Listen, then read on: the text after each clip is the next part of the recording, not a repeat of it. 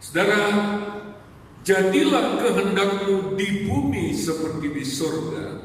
Itu berarti juga jadilah kehendakmu di keluarga seperti di surga. Tuhan ingin apa yang ada di surga, suasana yang ada di surga, kehendak Allah yang ada di surga terjadi di tengah-tengah keluarga kita. Haleluya. Mengapa demikian penting keluarga itu bagi Tuhan? Ada beberapa kebenaran yang harus kita mengerti dengan benar tentang keluarga. Sebab hari-hari ini nilai-nilai keluarga sedang dihancurkan. Oleh sebab itu, betapa penting kita mengangkat kebenaran firman Allah tentang keluarga supaya kita bisa mengalami surga di dalamnya. Amin. Ada banyak keluarga hari-hari ini yang suasananya seperti neraka, yang tidak mengalami surga di dalam keluarga. Bahkan ada suami istri yang akhirnya bercerai karena mereka tidak menikmati lagi suasana yang indah di dalam keluarga mereka. Oleh sebab itu tidak heran kalau banyak rumah tangga tidak mengalami apa yang harusnya dialami seperti yang dirancang oleh Tuhan. Alasan pertama mengapa keluarga itu penting. Keluarga itu adalah gaya hidup Allah Tritunggal. Kalau kita membaca Efesus 2 ayat yang ke-19, demikianlah kamu bukan lagi orang asing dan pendatang, melainkan kawan suarga dari orang-orang kudus dan anggota-anggota keluarga Allah. Allah sendiri membangun keluarga, saudara. Mungkin ada yang karena terlalu sempit pandangannya tentang keluarga, lalu menjadi bingung, masa sih Allah berkeluarga?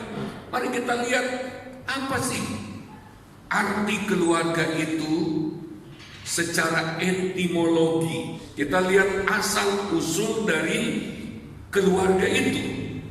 Saudara, kata keluarga itu sebelum dimasukkan di dalam kamus bahasa Indonesia berasal dari dua bahasa berikut ini.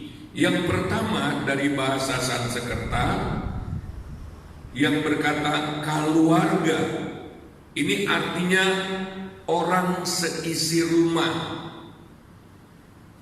Jadi orang yang siapapun itu yang tinggal di dalam satu rumah, entah mereka itu ada kaitan darah atau tidak, tapi mereka hidup bersama di dalam satu rumah, entah mereka satu grup atau satu kelompok yang tinggal di satu tempat menyewa satu rumah, mereka hidup sebagai sebuah keluarga, nilai keluarga yang mereka hidupi. Di dalam bahasa Jawa kuno yang mengangkat, yang juga berasal dari bahasa Sanskerta ini, kata keluarga menurut Ki Hajar Dewantoro terbentuk dari dua kata, yaitu kaula, kaulo, dan warga. Kaulo berarti hamba, warga artinya anggota. Jadi kata keluarga itu menurut bahasa Jawa kuno itu hamba saya, anggota saya, ya. Jadi ketika saudara merasa bahwa temanmu adalah anggotamu, maka saudara sedang beranggapan dia adalah keluargamu. Nah, dari dua asal usul kata ini, kalau diterjemahkan secara bebas, maka keluarga itu artinya warga saya. Itu artinya anggota saya. Bahkan lebih dalam lagi, keluarga itu adalah bagian dari diri saya atau satu kesatuan dengan saya yang tinggal dalam sebuah rumah, ya. Jadi konteks keluarga tidak sesempit seperti di kamus, ya, agak lebih sempit lagi. Itu terdiri dari bapak, ibu, anak, dan famili dalam satu rumah, ya. Keluarga, nilai keluarga ternyata bisa diterapkan di luar itu. Nanti kita akan lihat. Jadi pengertian keluarga itu luas, karena keluarga itu berbicara tentang gaya hidup.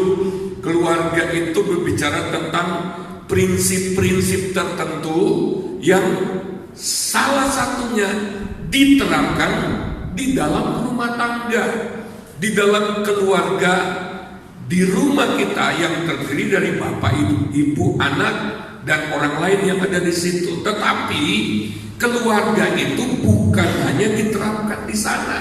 Nilai keluarga di awal, ya, apalagi dari asal usul kata, dan kalau kita lihat Alkitab, ternyata konteksnya bukan cuma dalam konteks pernikahan, bukan, ya.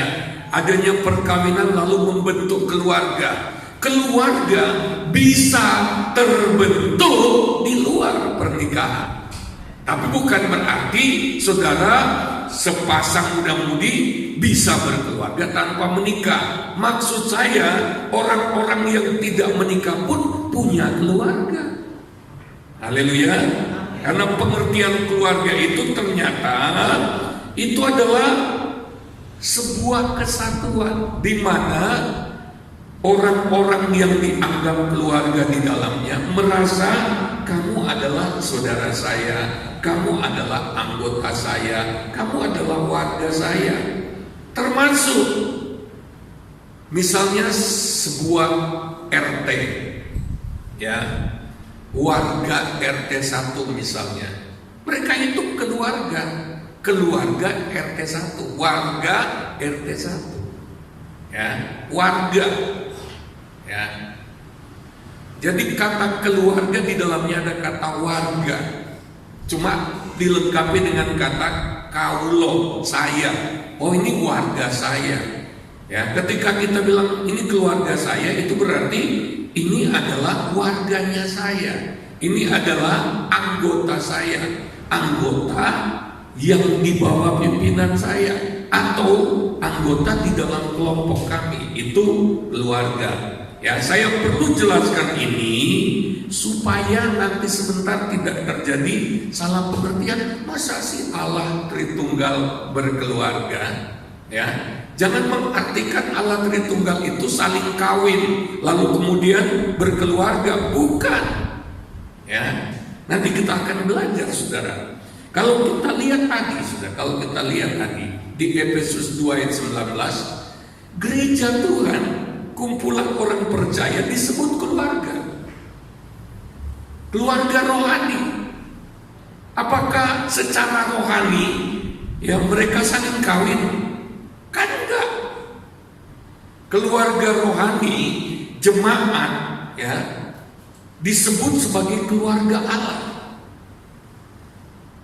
Apakah ada secara roh, kawin roh di situ? Enggak ada.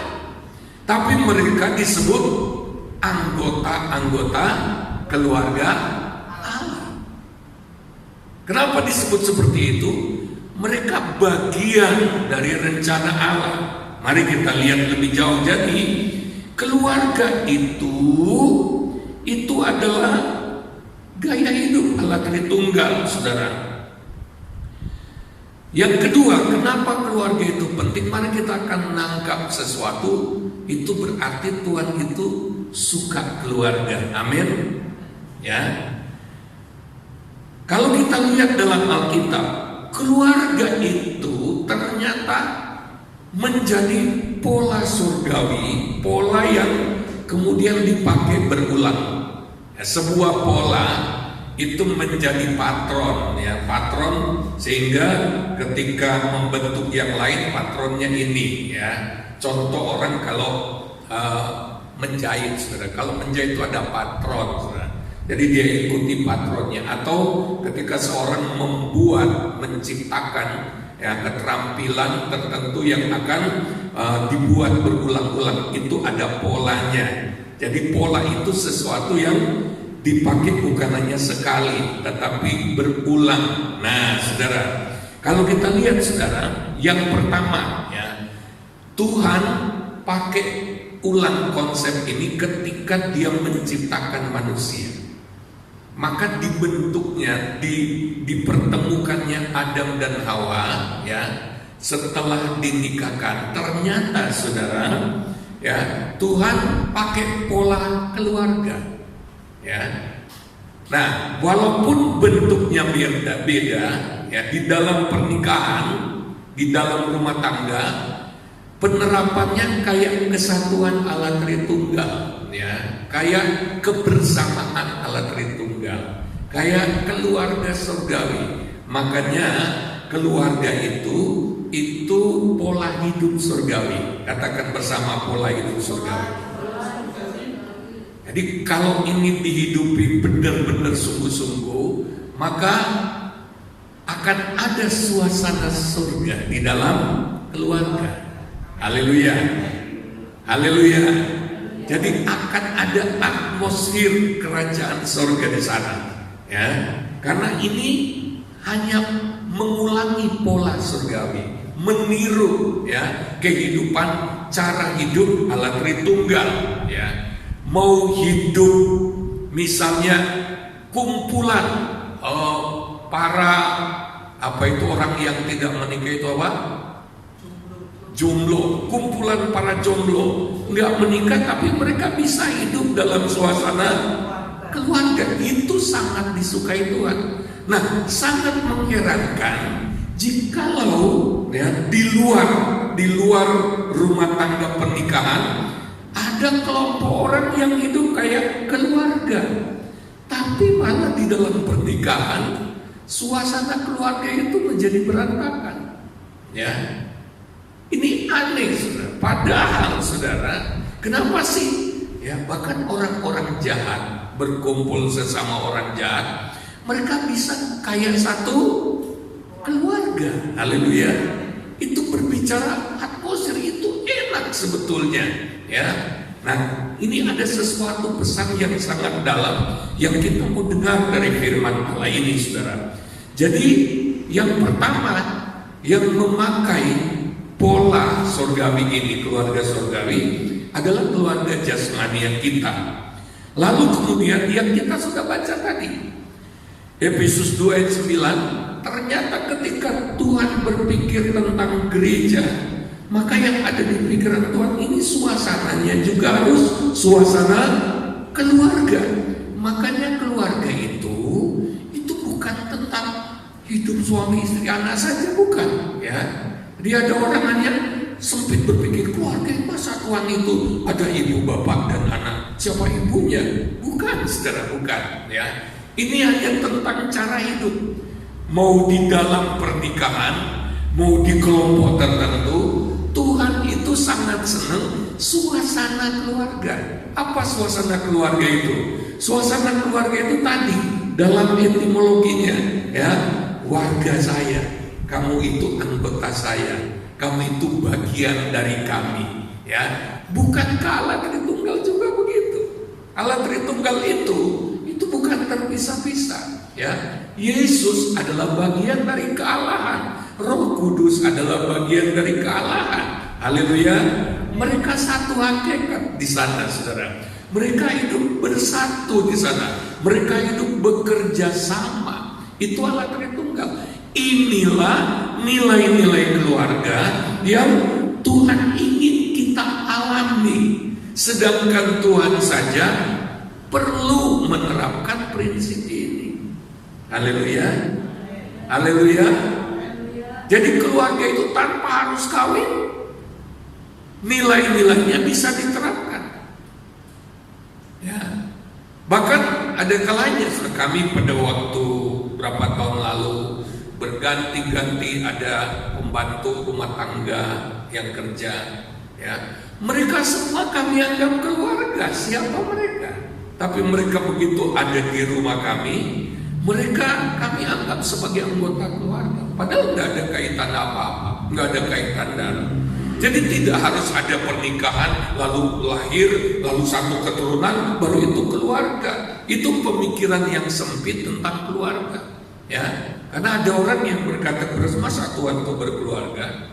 Tuhan itu nggak kawin-mawin, Allah Tritunggal itu nggak kawin-mawin, tapi mereka satu keluarga. Artinya apa? Mereka hidup sebagai satu kesatuan. Satunya menganggap yang lain sebagai anggotanya, yang satunya menganggap juga dirinya sebagai bagian dari diri yang satunya, menjadi satu bagian. Itu artinya keluarga, menjadi satu bagian yang tak terpisahkan. Haleluya. Ya, bisa nangkap artinya. Nah, jadi kita lihat ternyata keluarga itu juga Tuhan ingin kita bangun dalam kehidupan berjemaat. Maksudnya keluarga ini juga ada dalam dimensi rohani. Jadi penerapan keluarga ini bukan monopoli rumah tangga jasmani kita. Tuhan itu memfavoritkan gaya hidup keluarga. Nah, saya yakin saudara mulai tangkap sesuatu. Kita sedang membangun gaya hidup komunitas. Nah, Tuhan ingin komunitas kita juga terasa seperti sebuah keluarga. Haleluya. Haleluya. Coba perhatikan lagi. Jadi Tuhan ingin kita bangun komunitas itu rasanya rasa keluarga. Karena gaya hidup keluarga ini kesukaan Tuhan, ya, dan Dia juga yang membangun keluarga-keluarga di bumi. Saya ingin mengatakan bahwa ketika ada sebuah komunitas yang hidup dalam suasana keluarga, Tuhan akan mengejar komunitas itu. Amin. Saya beri contoh, saudara. Seperti tadi yang saya gambarkan. Ya, pembantu rumah tangga kami walaupun sudah keluar masih cari-cari kami ke sini. Bahkan ada yang pernah datang nggak usah dibayar, ya. Kangen saja. Yang dikangeni apa? Suasana keluarga. Mengapa seseorang yang tidak ada hubungan darah itu bisa kangen, bahkan bisa betah bersama-sama dengan kelompoknya?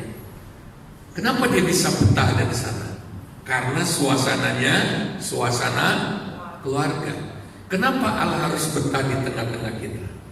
Karena suasananya persis suasana surgawi.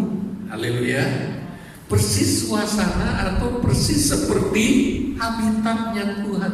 Persis seperti cara hidupnya Tuhan. Persis seperti kebiasaannya Tuhan Allah Tritunggal. Oleh sebab itu saya diberitahu ketika suasana keluarga dibangun dalam gereja, maka hadirat Allah akan menetap di sana. Haleluya. Kita sudah belajar itu ayat 19, lalu ayat 20 sampai ayat 22. Kamu adalah anggota-anggota keluarga Allah yang dibangun di atas dasar para dasar. Kamu menjadi bait Allah di mana Allah tinggal di dalamnya oleh Roh. Haleluya. Jadi yang kemudian dijadikan bait Allah oleh Tuhan itu adalah keluarga. Suasana keluarga. Gereja yang suasana keluarga itulah yang Tuhan anggap rumah, yang Tuhan jadikan bait sucinya.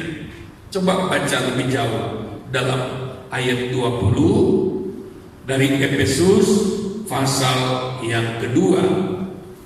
Coba lihat ayat 20 supaya kita mengerti. Yang dibangun, atau baca lagi ayat 19 supaya nyambung, saudara. Demikianlah kamu bukan lagi orang asing dan pendatang, melainkan kawan sewarga dari orang-orang kudus dan anggota-anggota keluarga Allah, anggota-anggota keluarga Allah ini kemudian apa? Yang dibangun di atas dasar para rasul dan para nabi dengan Kristus Yesus sebagai batu penjuru. Di dalam Dia tumbuh seluruh bangunan rapi tersusun menjadi bait Allah yang kudus di dalam Tuhan. Di dalam Dia kamu juga turut dibangunkan menjadi tempat kediaman Allah di dalam Roh. Jadi yang pertama kali Allah bangun adalah keluarga rohani dulu. Amin. Menurut ayat ini, yang pertama-tama itu tercipta, terbangun itu ayat 19. Ayat 20 adalah hasilnya. Ayat 20 kemudian jadi ayat 19 menghasilkan ayat 20 sampai ayat 22. Ayat 19 menghasilkan rumah Allah. Artinya apa? Kenapa itu disebut rumah Allah? Rumah Allah, tempat Allah berdiam, artinya Tuhan sangat betah di tengah-tengah suasana keluarga. Haleluya. Nah, ini keluarga rohani, ya. Maka sangat disayangkan kalau keluarga kita di rumah tidak mengalami bait suci.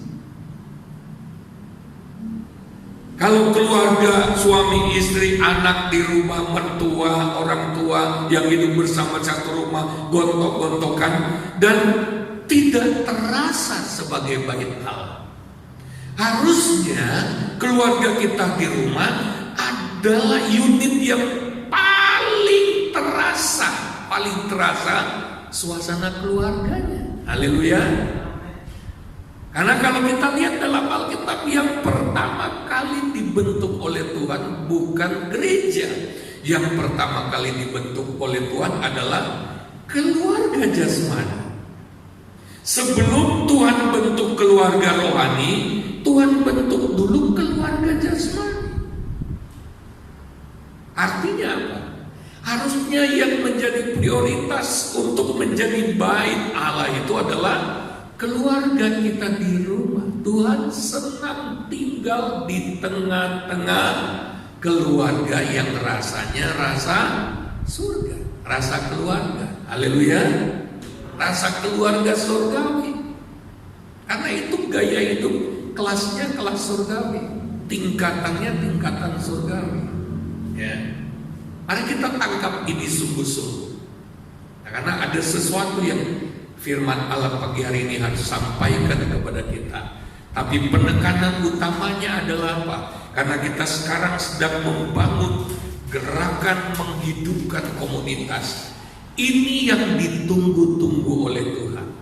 Kalau kita bisa hidup di dalam komunitas itu seperti sebuah keluarga, maka Mazmur 133 akan digenapkan dalam hidup kita. Ya, betapa indahnya jikalau saudara bersaudara duduk rukun bersama, maka seperti embun dari Bukit Hermon, ya, turun ke bukit-bukit Sion, ke sanalah Tuhan akan memerintahkan berkat untuk selama-lamanya. Haleluya. Haleluya. Tuhan akan memerintahkan berkat ke sana. Rukun. Nah, rukun memang nggak mudah. Harus ada penyelesaian masalah dengan baik. Harus ada ya saling mengalahkan keakuan, ya, harus merendahkan diri, saling merendahkan diri, saling melayani. Itu keluarga, ya, karena nilai dari kerukunan lebih tinggi dari nilai harga dirimu. Haleluya. Lebih tinggi dari nilai egomu, ya. Ada orang mempertahankan ego. Sorry ya, saya ini ada harga diri juga, ya. Kok orangnya seenaknya melakukan, sorry ya, saya nggak mau betah-betah berlama-lama di komunitas ini. Maaf ya, saya keluar. Ya. Saudara akan kehilangan berkat Allah. Kita sudah belajar bahwa berkat Allah itu adalah berbicara perkenanan Allah. Amin. Kenapa seseorang tidak diberkati? Karena Tuhan tidak lagi berkenan kepada dia. Sekarang lebih mahal mana? Perkenanan Tuhan atau egomu? Mau tetap memelihara egomu tapi Tuhan jadi musuhmu? Sorry kalau saya amin. Saya akan lebih senang memelihara kerukunan. Haleluya. Supaya Tuhan itu bisa selalu berkenan memberkati hidup kita. Amin. Jadi kerukunan itu harus dipelihara, harus dibangun. Kalau ada masalah-masalah harus diselesaikan. Yang berikut saudara, ya. Yang ketiga, kenapa keluarga itu penting? Karena tujuan dari keluarga itu begitu mulia. Apa tujuan keluarga? Yang pertama, keluarga adalah habitat Allah Tritunggal, tempat Allah hidup. Amin. Tempat Tuhan itu hadir. Oleh sebab itu, kalau gereja ini dibangun dengan suasana keluarga, kalau komsel, kalau kompak kita dibangun dengan suasana keluarga, Allah akan hidup di dalamnya. Ya, dalam kitab Korintus dikatakan, ya, Allah akan berjalan-jalan, Allah akan hidup, Allah akan bergerak di tengah-tengah mereka. Allah akan hadir, menetap dan bergerak aktif di tengah mereka. Allah tidak akan berdiam diri di tengah-tengah mereka. Allah akan bergerak secara aktif. Semua yang kita perlukan Dia pasti kerjakan. Haleluya. Katakan Allah bergerak secara aktif. Ya, perhatikan ini, perhatikan. Yang kedua, saudara, ya, tujuan dari keluarga itu adalah mengekspresikan dan memultiplikasikan gambar rupa Allah. Baik secara jasmani Tuhan perintahkan Adam dan Hawa beranak cuculah. Beranak cucu seperti apa? Maliaki 2 tadi kita baca. Keturunan ilahi, keturunan yang menurut gambar rupa Allah. Begitu juga keluarga rohani. Dalam keluarga rohani, dalam gereja, dalam komunitas kita, Allah ingin kita menghasilkan jiwa-jiwa baru. Haleluya. Di dalam komunitas kita saling memuridkan, saling membangun, saling memulihkan gambar rupa Allah. Makanya ada saling bergesekan. Kalau komunitas belum saling bergesekan, berarti mereka belum saling membentuk. Ya. Makanya di dalam komunitas itu kayak bangun rumah. Di awal kalau orang bangun rumah, apalagi kalau rumah yang lama harus dirobohkan, ya sebetulnya rumah yang lama sudah cukup nyaman, tetapi ada rumah yang lebih nyaman lagi, lalu dibongkar, lalu kemudian mau dibuat. Di awal itu berantakan, di sana akan ada benturan-benturan peralatan tukang, memecah batu, menggerajin, dan banyak sekali bunyi-bunyian, ya, debu berterbangan di mana-mana. Itulah awal mula membangun rumah, ya. Nah, komunitas kita, ya, keluarga rohani kita adalah rumahnya Tuhan. Ketika membangun di awal, pasti berantakan suasananya. Haleluya, haleluya. Di awal-awal karena belum terbentuk gambar rupa Allah, jadi pergesekan satu dengan yang lain, benturan satu dengan yang lain, berdarah-darah pokoknya. Ya, membangun komunitas di awal itu pasti berdarah-darah. Kalau orang nggak ngerti ini, saudara, dia akan kaget. Waduh, tadinya malah aku sama dia itu nggak ada apa-apa, karena jarang ketemu, jarang saling melayani. Ya, ketika bangun komunitas malah jadi berbenturan, itulah tandanya saudara mulai benar cara bangun komunitasnya. Amin. Ya, karena di komunitas itu akrab, ya, harus saling terbuka. Seseorang harus nggak takut jadi diri sendiri, nanti gampang di amplas. Haleluya.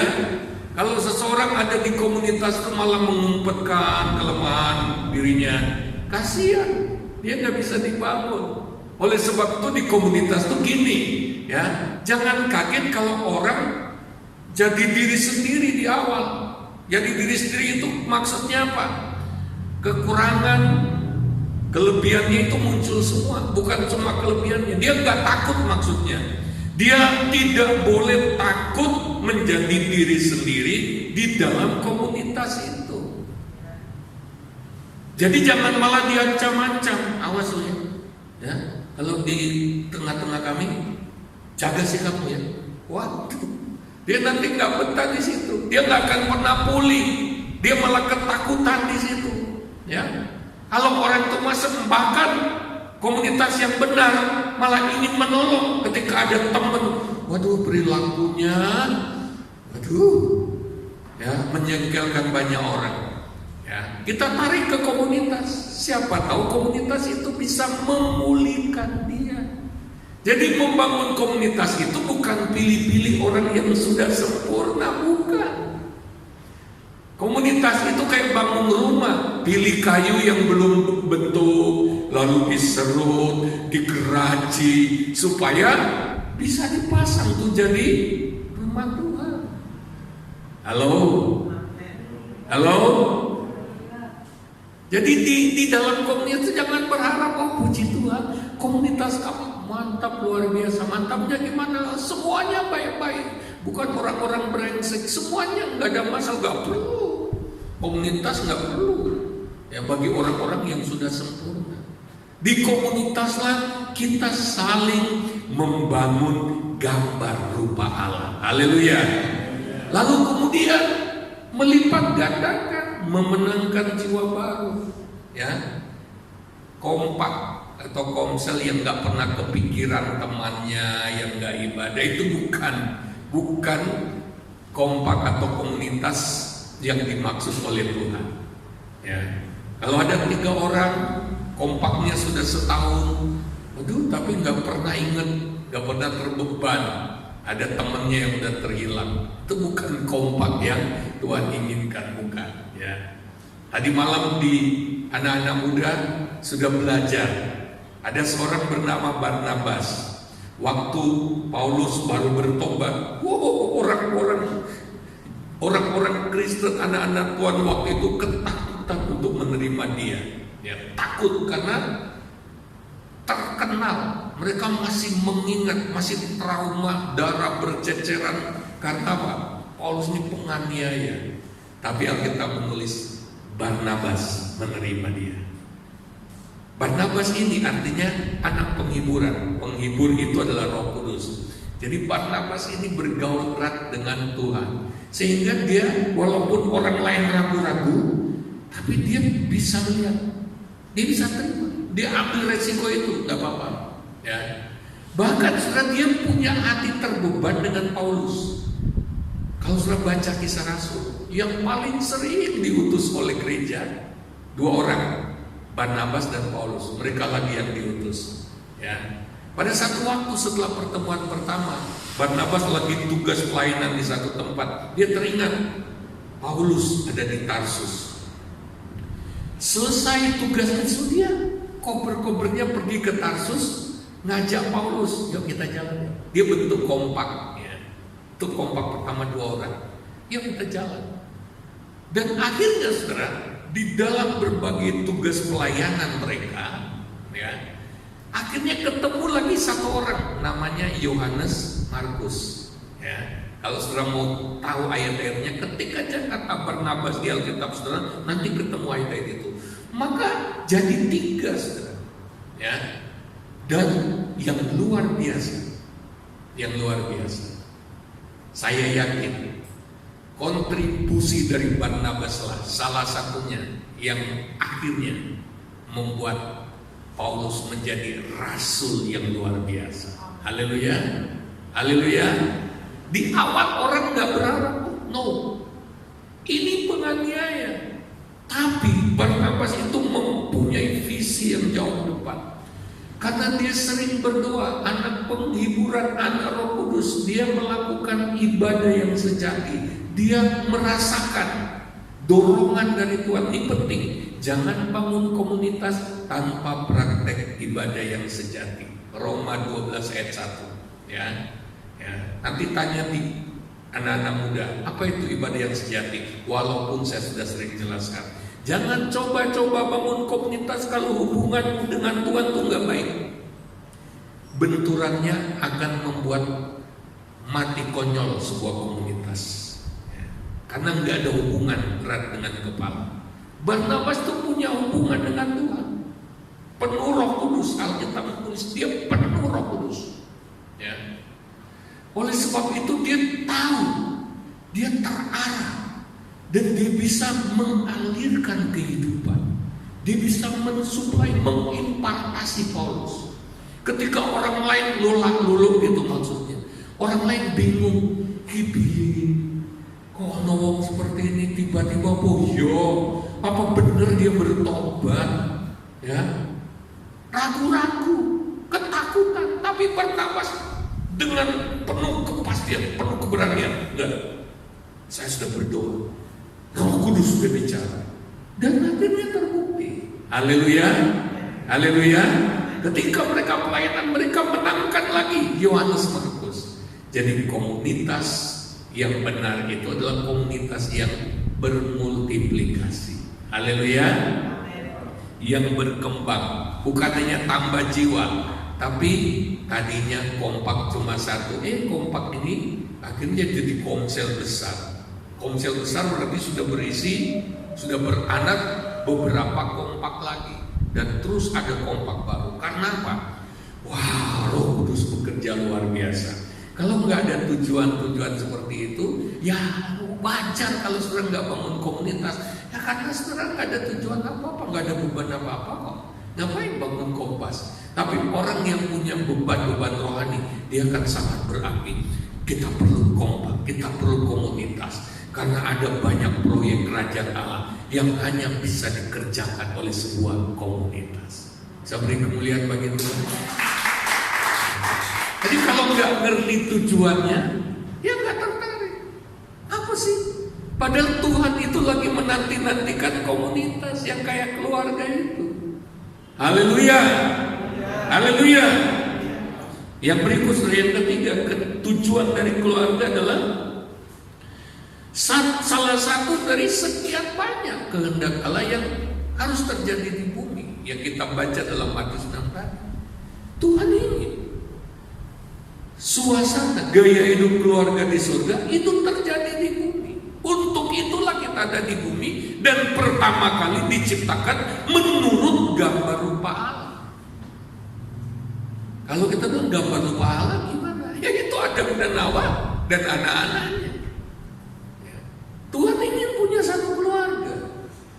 Saya ingin mengatakan bahwa keluarga di dunia itu perluasan keluarga Allah Tritunggal. Haleluya, amin. Apakah kita ingin jadi bagian dari keluarga Allah? Tergantung apakah kita membangunnya. Ya. Kalau kita nggak ngerti ini, jangan-jangan kita juga sedang merusak atmosfer dalam keluarga jasmani kita di rumah, sehingga banyak rumah tangga rasanya nano-nano, ada kalanya surga, ada kalanya neraka, dan konsisten menjaga hadirat Allah di dalamnya. Yang berikut, saudara, lihat pemulihan segala sesuatu di dalam dunia ini dimulai dari pemulihan keluarga.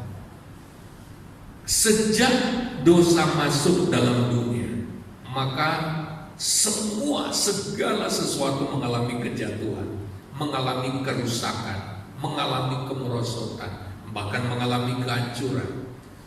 Dan saudara, Tuhan sebelum datang kedua kali, dalam Kisah Rasul dikatakan, maka semua harus dipulihkan. Kita sudah belajar itu di ibadah malam. Semua harus dipulihkan, termasuk keluarga, saudara.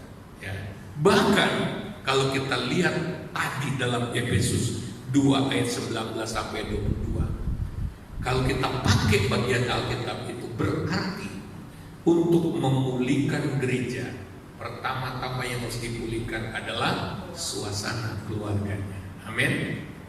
Haleluya. Berarti yang harus pulih yang harus terbangun ayat 19 dulu. Ada banyak gereja mencoba mengusahakan terjadinya pemulihan kuasa, pemulihan tanda heran, pemulihan kemuliaan Allah. Tetapi pemulihan itu nggak datang-datang juga, saudara. Ya, kalau kita belajar, saudara, pemulihan kemuliaan Allah dalam gereja itu harus dimulai dari pemulihan kemuliaan Allah dalam pernikahan. Nah, coba lihat. Ini ada 3 tahap pemulihan. Yang pertama, dalam pernikahan, Yohanes 2 ayat 11. Hal itu dibuat Yesus di Kana yang di Galilea sebagai yang pertama dari tanda-tandanya, dan dengan itu ia telah menyatakan kemuliaannya. Amin. Dan murid-muridnya percaya kepadanya. Lihat, lihat. Ya. Jadi ini tanda pertama di mana Yesus menyatakan kemuliaannya. Ini terjadi di dalam pernikahan, dalam sebuah keluarga. Saya bilang amin.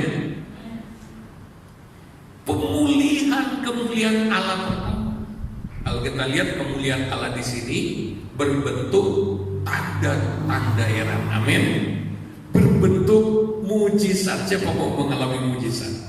Nah, mujizat yang pertama, kalau kita bicara kemuliaan Allah sebagai mujizat, maka mujizat yang pertama harus dimulai dari pemulihan pernikahan. Waktu itu pernikahan di negeri Kana ini terancam menjadi gosip, terancam dengan cerita yang berkembang, bikin pesta kok nggak cukup duit, ya pernikahan ini bisa hancur pada waktu itu, saudara.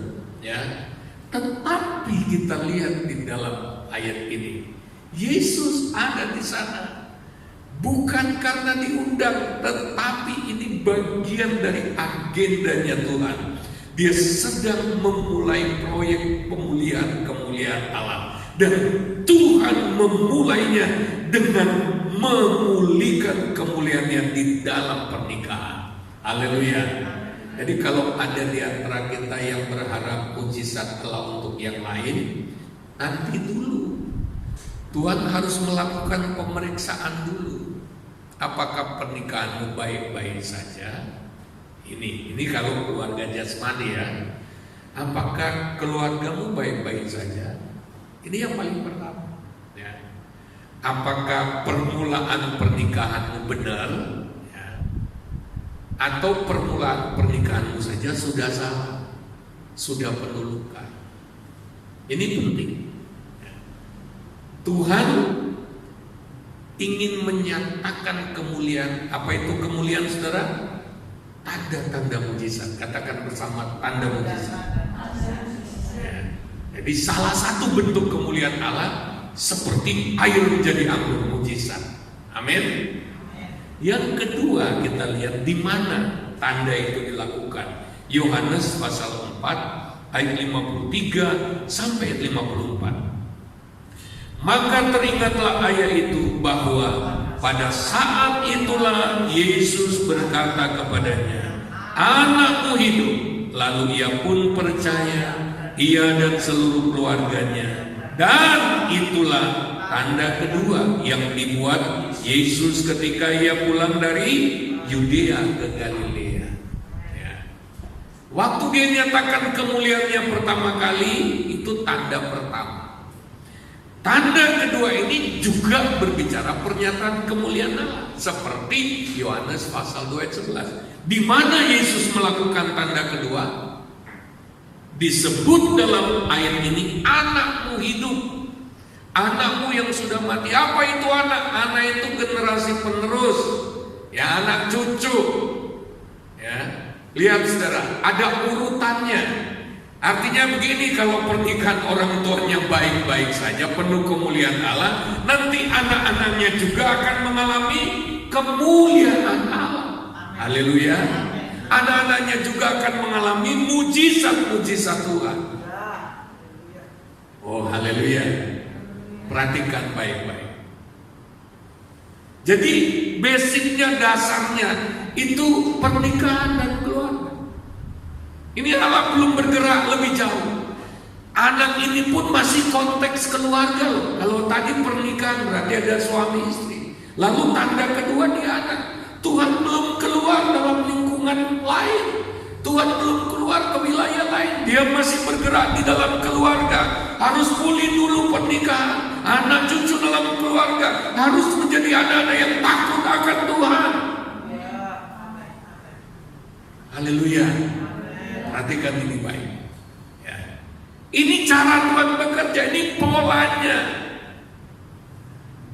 Yang pertama-tama Tuhan harus pulihkan adalah gaya hidup keluarga surgawi yang benar, yang berkenan kepada Tuhan.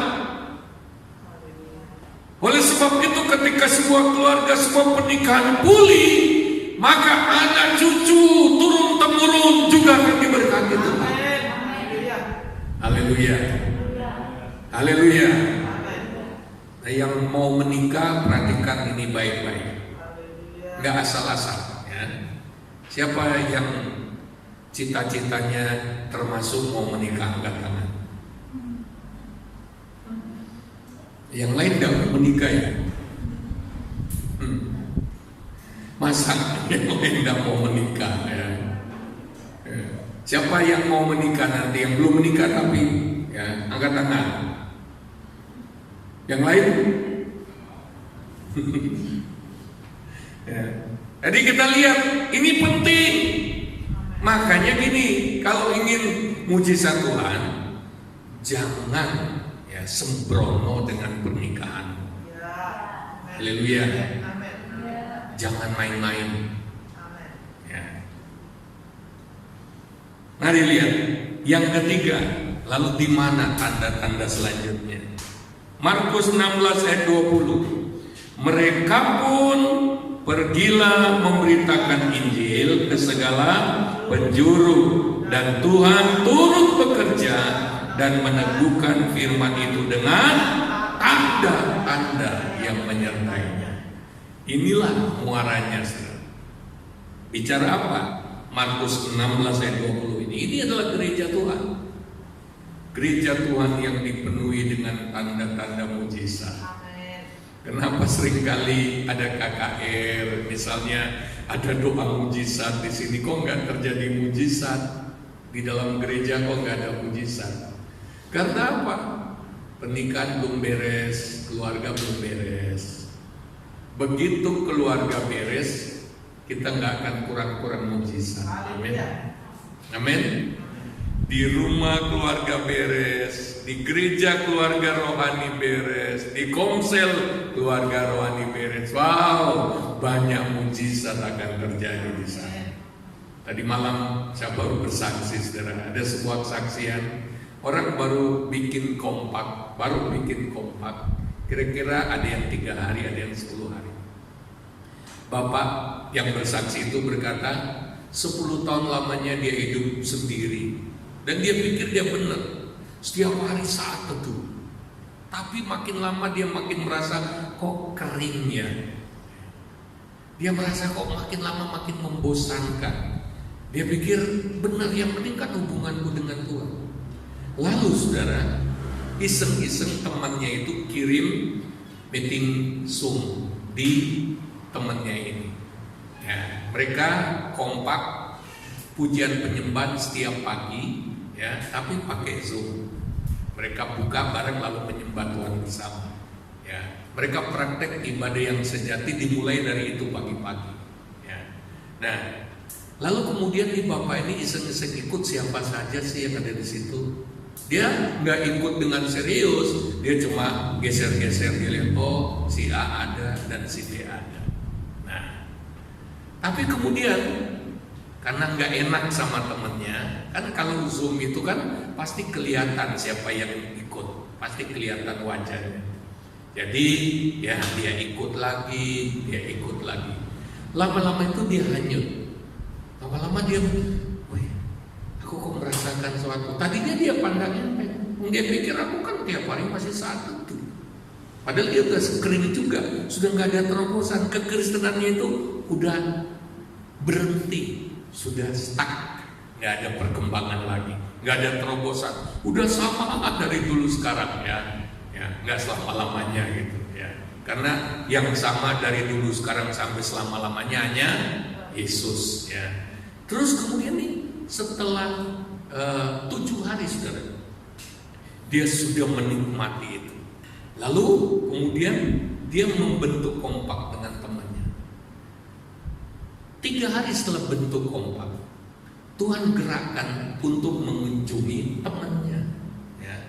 Yang pertama telinganya baru dioperasi, lalu kanker prostat, kakinya rada pendek saja. 3 hari baru bentuk kompak, tapi dia bersaksinya tadi malam dengan air mata ya, karena saya juga punya komunitas, saya ada di situ ya. Dengan air mata dia nggak pernah menduga ya. Waktu datang mendoakan, sembuh telinganya, kanker prostatnya nggak terasa lagi. Dan begitu mereka pulang ke rumah, anak si bapak yang didoakan telepon, om, kaki papa jadi panjang yang satu, memanjang yang satunya, memanjang jadi sama rata. 3 hari bikin kompak, tapi sudah menerapkan komunitas, sudah menerapkan nilai-nilainya. Nggak cuma kumpul-kumpul, nggak cuma oke punya kompakmu siapa saya, tapi nggak ada kegiatan, nggak ngerti ya. Cuma asal punya nama ya, mereka nggak saling komunikasi tiap hari, nggak ada beban. Tapi begitu ini kita lihat baru 3 hari, ada beberapa kesaksian loh tadi malam. Wow, saya sangat diberkati ya. Baru 3 hari mereka sudah pergi mendoakan, terjadi mujizat. Ada bapak dan anak, malah ini hamba Tuhan,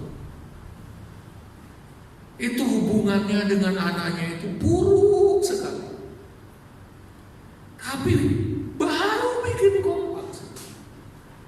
Ada yang baru mulai dari Agustus kemarin, baru mulai, karena mereka baru ikuti belakangan ini. Kalau saya sudah menangkapnya ini dari tahun lalu ya. Lalu kemudian hubungan tiba-tiba ini bapak ini pulih hubungannya dengan anak-anaknya. Anak-anaknya nangis, kok bapaknya baru kali ini seperti ini. Ada banyak sekali kemuliaan Allah dinyatakan. Kenapa saudara? Karena komunitas itu bukan soal kita, itu soal Tuhan ya. Bukan barang sepele, bukan barang sepele, bukan. Tuhan nggak punya wadah untuk bergerak kalau kita nggak bikinkan. Sanangkap maksudnya? Sanangkap? Yesus kayak terpenjara di dalam dirimu, nggak bisa bergerak kemana-mana. Karena sekarang ini Tuhan itu memakai kita gerejanya sebagai mitra kerjanya. Dia nggak bisa melanggar ini. Jadi jangan penjarakan Yesus dalam dirimu. Yang penting aku mengalami Yesus. Kok karepmu dewe Pak jungkir balik, karepmu modal ora apa-apa. Waduh, ini bukan karakter anak Tuhan. Ini bukan cara berpikir anak Tuhan. Ini bukan praktek keluarga Allah. Ini bukan praktek komunitas ilahi. Bukan cara hidup tubuh Kristus. Masa tangan berkata kepada kaki yang terluka, karepmu Pak bosok, Pak putus tugel ora peduli. Masa sih begitu? Ini cara berpikir neraka. Sudah waktunya kita jadi alat bagi saluran kasih karunia. Kristus akan bekerja mendatangkan mujizat kepada banyak orang. Haleluya. Siapa yang diberkati dengan kebenaran diberi kemuliaan bagi Tuhan. Haleluya. Nah, mari kita lihat saudara, pemulihan keluarga akhirnya memulihkan berkat Allah yang harusnya kita alami. Mari kita baca. Kalau keluarga belum pulih itu seperti ini. Kejadian 26 ayat 1. Kejadian 26 ayat 1. Maka timbullah kelaparan di negeri itu. Ini bukan kelaparan yang pertama yang telah terjadi dalam zaman Abraham. Sebab itu Ishak pergi ke Gerar kepada Abimelek, raja orang Filistin. Aneh saudara, Tuhan itu janji kepada Abraham bahwa dia dan keturunannya akan diberkati. Tapi ini kok berkali-kali mengalami kelaparan sampai Ishak harus pindah. Wow, ini saking panjangnya musim kelaparan itu, sampai lokasi wilayah tempat tinggal keluarga Ishak itu sudah nggak bisa lagi tinggal di situ. Kalau lama-lama di situ pasti mati. Aneh. Ya. Nah, kenapa itu terjadi? Kalau kita lihat ayat 6 ayat 7, perhatikan ayat 6 ayat 7. Ini kelakuan Ishak. Ternyata Ishak itu egois banget. Demi menyelamatkan, mengamankan dirinya, dia mempertaruhkan pernikahan dan keluarganya. Coba lihat ayat 6-7. Jadi tinggallah Ishak di Gerar. Ketika orang-orang di tempat itu bertanya tentang istrinya, berkatalah ia, dia saudaraku, sebab ia takut mengatakan ia istriku, karena pikirnya jangan-jangan aku dibunuh oleh penduduk tempat ini karena Ribka, sebab elok, cantik parasnya. Wah. Lihat saudara, ini kelakuan Ishak. Dia nggak ngerti sakralnya keluarga. Dia pikir daripada gua mati dibunuh, wah, jangan mengakui aja kita ini menikah. Ini pikiran apa? Nggak heran banyak keluarga itu mengalami krisis ekonomi. Karena apa? Kelakuan dari anggota keluarga itu yang tidak mementingkan keluarga, yang tidak menghargai pernikahan. Masa? Apalagi kalau kita baca lebih jauh, ketika Ishak akhirnya diberkati, saudara. Kalau kita baca ayat 26, pasal 26 ini ayat 8 sampai 14. Setelah beberapa lama ia ada di sana, pada suatu kali menjenguklah Abimelek, raja orang Filistin itu, dari jendela. Maka dilihatlah Ishak sedang bercumbu-cumbuan dengan Ribka istrinya. Lihat saudara, saya percaya waktu Ishak bercumbu-cumbuan dengan Ribka itu pasti Ishak itu harus minta maaf dulu. Maaf ya sayang, tadi aku harus menyangkal bahwa kamu istri karena kan begini begitu, tolonglah. Saya bisa bayangkan ketika Ishak itu tidak mau mengakui Ribka. Ribka itu pasti ketakutan. Ya ampun, nanti aku bisa diambil oleh orang-orang Gerar ini. Ya ampun, ini suamiku kok kayak gini. Pasti dia sakit hati. Kok gini? Kalau kita baca lebih jauh, ya, malah Abimelek itu lebih mengerti tentang keluarga daripada Ishak yang ngawur, saudara. Lalu Abimelek memanggil Ishak dan berkata, sesungguhnya dia istrimu. Masakan engkau berkata dia saudaraku? Jawab Ishak kepadanya, karena pikirku jangan-jangan aku mati karena dia. Dia mau korbankan istrinya. Tetapi Abimelek berkata, apakah juga yang telah kau perbuat ini terhadap kami? Mudah sekali terjadi salah seorang dari bangsa ini tidur dengan istrimu, sehingga dengan demikian engkau mendatangkan kesalahan atas kami. Wah.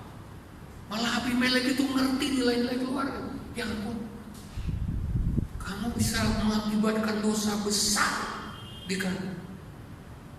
Ini gak bener. Malah dia dikotbain sama Abimelek. Lalu kemudian ayat selanjutnya berkata, lalu Abimelek memberi perintah kepada seluruh bangsa itu, siapa yang mengganggu orang ini atau istrinya, pastilah ia akan dihukum. inilah keluarga dipulihkan. Dimulai dari Ishak, cumbu-cumbuan dengan minta maaf, rekonsiliasi. Lalu kemudian Tuhan bekerja begitu rupa sehingga Tuhan gerakkan Abimelek. Lihat, itu suami istri, jangan ganggu-ganggu. Dan Tuhan itu jamah hati Abimelek sehingga Abimelek tiba-tiba timbul rasa ketakutan. Ya ampun, ini ternyata suami istri. Dia umumkan kepada warganya, jangan ada yang ganggu. Haleluya, haleluya. Jangan ada orang ketiga masuk di tengah-tengah keluarga ini. Itu maksudnya begitu. Jangan ada yang menodai pernikahan mereka. Disinilah pernikahan Ishak dan Ribka dipulihkan. Haleluya. Nah, setelah dipulihkan, ditulis apa dalam ayat selanjutnya? Maka apa? Menaburlah Ishak di tanah itu, dan dalam tahun itu juga ia mendapat hasil 100 kali lipat, sebab ia mau diberkati Tuhan. Ini keluarga dulu harus pulih. Haleluya, haleluya. Dia menabur. Dengar ya saudara, dalam ayat saja dikatakan, dan orang itu menjadi kaya, bahkan kian lama kian kaya, sehingga ia menjadi sangat kaya. Ia mempunyai kumpulan kambing domba dan lembu sapi serta banyak anak buah, sehingga orang Filistin itu cemburu kepadanya. Ya, cemburu. Mungkin saudara belum lihat kehebatannya di sini. Ishak itu aslinya peternak. Pinternya itu peternak. Dia nggak pinter bertani. Dia pergi dari negerinya karena warisan Abraham, ternak-ternaknya sudah habis karena kelaparan. Tentu ternak juga nggak bisa makan rumput, kelaparan semua, kekeringan jangka panjang. Sampai di Gerar, lihat, karena suasana keluarga sudah terbangun, tuntunan Tuhan itu jelas. Tuhan itu bilang, mending kamu nabur di sini, bertani. Kalau orang nggak peka dengan Tuhan, usul gagasan seperti itu, dia akan bilang, gua ini goblok soal bertani loh. Suruh bertani, gua ini buta huruf soal bertani. Bisa bilang gitu. Suruh usaha model apa? Aku ini nggak punya keahlian bertani. Ini baru bagiku. Tapi mau kerja apa lagi di masa pandemi ini? Kalau dibuat zaman sekarang, mau bikin apa lagi? Kedua, bertani apa? Ini kering. Makanya kalau kita baca kitab Kejadian 26, Ishak mesti gali-gali sumur cari air. Nah, maksudnya Ishak gali sumur. Itu 3 kali Ishak gali sumur. Kenapa? Sumber air dan kering. Sumber tani di musim kering, tanah keras begini, nggak ada air. Coba perhatikan. Ya. Tapi karena keluarganya sudah pulih, Tuhan itu bisa ajari hal yang aneh-aneh tapi benar.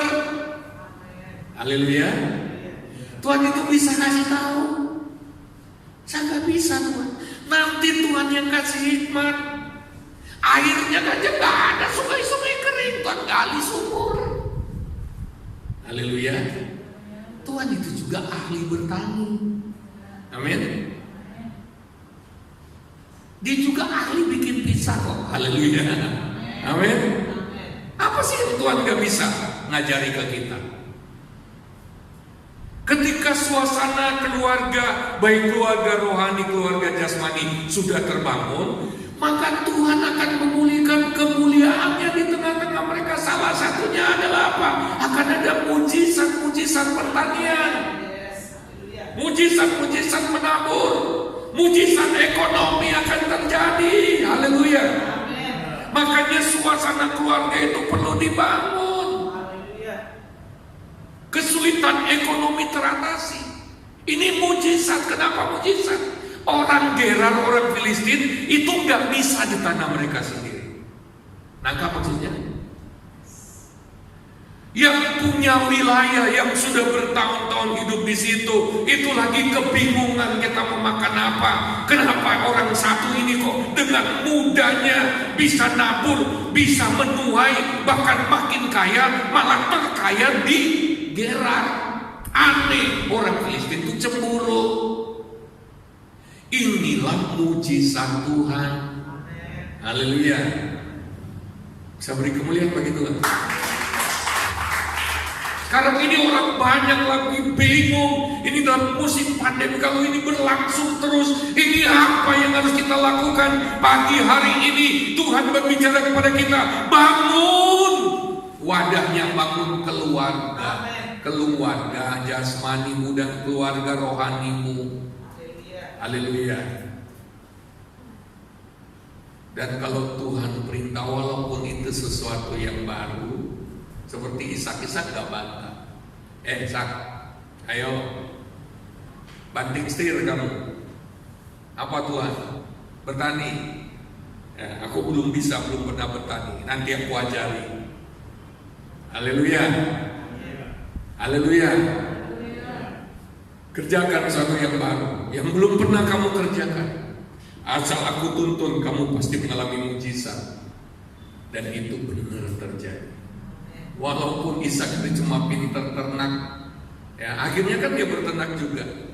Sesudah dia Tuhan ajari bertani, kan tumbuh rumput, pengairannya Tuhan bilang gali sumur, gali.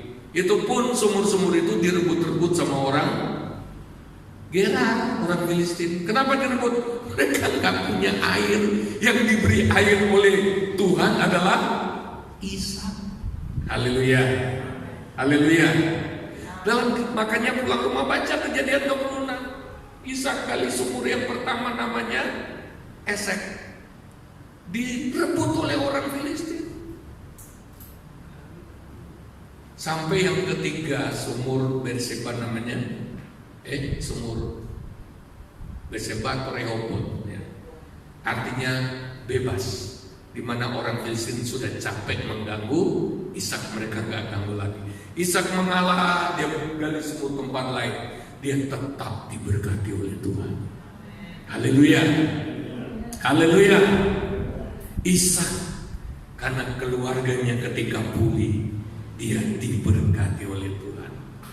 Dan ketika Tuhan suruh usaha baru, bisnis baru, ayo, Ishak nggak ragu-ragu. Karena apa? Dia sangat percaya kalau Tuhan yang pimpin, Tuhan pasti kasih tahu caranya. Coba baca 1 Samuel pasal 10 ayat 6 sampai 7. 1 Samuel pasal 10 ayat 6 sampai 7. Maka roh Tuhan akan berkuasa atasmu, engkau akan kepenuhan bersama-sama dengan mereka dan berubah menjadi manusia lain. Apabila tanda-tanda itu terjadi padamu, lakukanlah apa saja yang didapat oleh tangan, sebab Allah menyertai itu. Allah mengurapi, Allah memperlengkapi Ishak, sehingga apa saja yang dijumpai tangannya, ya, apa saja yang dipegang tangannya jadi emas dalam tanda kutip, diberkati oleh Tuhan. Haleluya. Haleluya. Jangan takut ketika kita dipimpin memulai sesuatu yang baru. Asal saudara dapatnya itu dari Tuhan, akan ada pengurapan khusus untuk itu. Akan ada hikmat Tuhan yang khusus. Asal saja nggak males gitu maksudnya. Asal sebuah keluarga itu pulih dan mereka kerjasama, Tuhan akan memberkati pekerjaan tangan. Haleluya. Kisah Rasul 10 ayat 38. Yesus sendiri ketika berkeliling berbuat baik. Alkitab mengatakan dia diurapi oleh Roh Kudus. Amin. Pengurapan Allah akan turun. Bukan hanya pada waktu saudara melayani di gereja, tetapi pada waktu saudara melakukan banyak hal untuk kemuliaan Tuhan, di sana pengurapan Allah pasti turun. Saudara, ada dua hal yang saya ingin sampaikan. Keluarga yang sudah dipulihkan pasti berfungsi sebagai bait Allah. Amin. Amin. Sekali lagi, keluarga yang sudah dipulihkan itu akan berfungsi sebagai bait Allah. Maksudnya apa? Tuhan akan jadikan mereka itu rumahnya. Komunitas yang sudah terasa sebagai keluarga akan menjadi bait sucinya Tuhan. Kalau Tuhan sudah tinggal dengan kita, Big Boss sudah tinggal dengan kita, apanya yang kita perlu takutkan lagi? Haleluya. Haleluya. Jadi bangunkanlah bait Allah buat Tuhan. Dan bait Allahnya Tuhan adalah keluarga. Haleluya. Dan yang terakhir saudara, salah satu tanda keluarga sudah dipulihkan. Ini salah satu saudara. Yosua 24 ayat 15. Salah satu tanda. Mari lihat. Yosua 24 ayat 15 kita baca bersama-sama. Tetapi Yosua pasal yang ke-24 ayat 15, 2, 3. Tetapi jika kamu anggap tidak baik untuk beribadah kepada Tuhan, pilihlah pada hari ini kepada siapa kamu akan beribadah. Allah yang kepadanya nenek moyang beribadah di seberang sungai Efrat, atau Allah orang Amori yang negerinya kamu diami ini.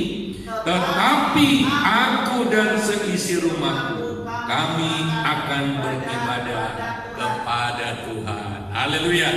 Tanda keluarga, salah satu tanda keluarga yang dipulihkan, mereka bisa beribadah bersama-sama. Haleluya. Kenapa ini tanda keluarga yang dipulihkan? Kalau belum pulih, suami ajak istri, yuk ibadah yuk, mau. Kalau belum pulih, istri bilang, Pak ini waktunya ibadah, kamu aja. Ya, belum pulih. Apalagi anak-anak, orang tua yang konflik dengan anak-anak, yuk ibadah bareng, mau. Ya. Tanda keluarga sudah dipulihkan, mereka bahkan menikmati ibadah bersama. Haleluya. Haleluya. Ya. Jadi coba periksa keluarga. Apakah keluargamu itu sudah ibadah bersama? Coba diperiksa. Ya. Apa sudah melakukan ibadah bersama? Saya mau tantang saudara, angkat tangan yang ibadah malam tiap malam. Kalau saya tanya saya, yang bikin itu kami suami istri ya. Sekali lagi yang ibadah keluarga tiap malam angkat tangan, setiap kali saya kirim. Yang lain, bagaimana Tuhan mau melakukan mujizat? Ya, bagaimana Tuhan mau taruh mujizat? Kita lihat dalam Alkitab prinsipnya, mujizat yang lain itu nyusul, mujizat ekonomi nyusul.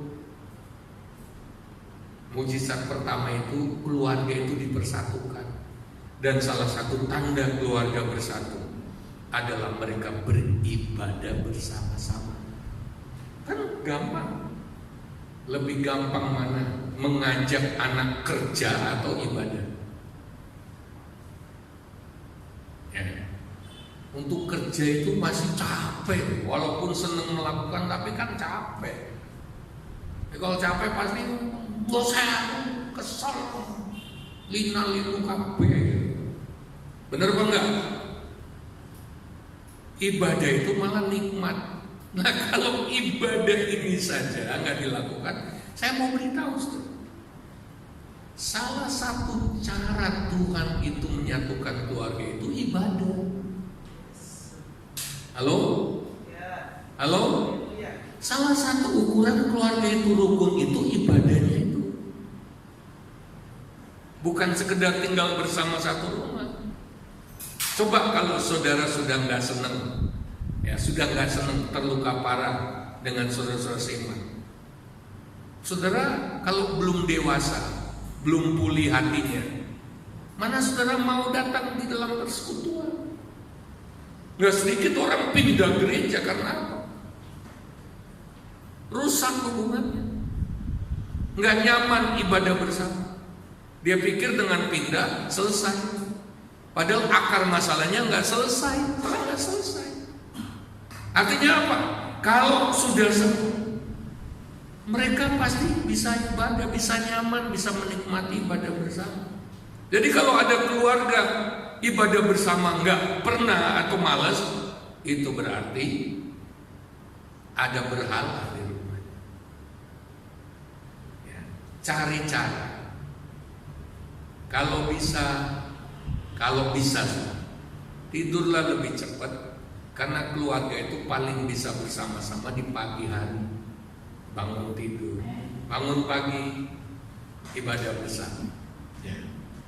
Haleluya, haleluya. Ya, maka Tuhan akan bekerja dalam hidup kita.